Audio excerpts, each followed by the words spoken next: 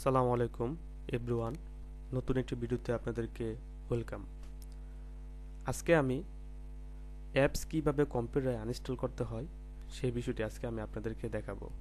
আসলে আমরা কম্পিউটার যারা ব্যবহার করি সবাই আমরা কম্পিউটারের মধ্যে কিভাবে অ্যাপস ইনস্টল করতে হয় আনইনস্টল করতে হয় সেই সম্পর্কে আমরা সবাই জানি, কিন্তু আমি আজকে ব্যতিক্রমভাবে কিভাবে অ্যাপসকে আনইনস্টল করতে হয় সেই বিষয়টি আজকে আপনাদেরকে আমি দেখাবো।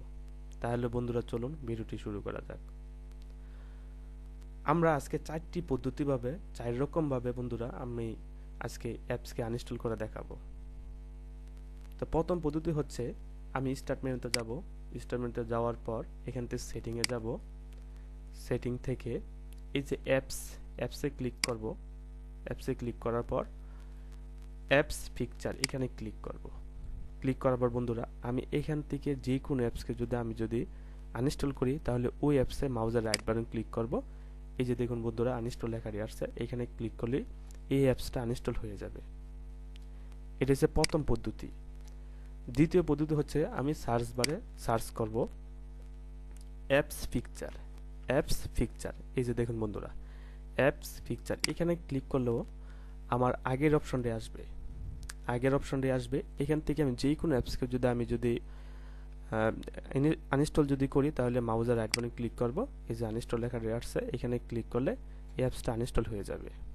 গেল দ্বিতীয় পদ্ধতি। এখন তৃতীয় পদ্ধতি হচ্ছে আমি আবার সার্চ বারে যাব, সার্চ করব add or remove. Add or এই যে বন্ধুরা দেখুন অ্যাড অর রিমুভ প্রোগ্রাম এখানে ক্লিক করব।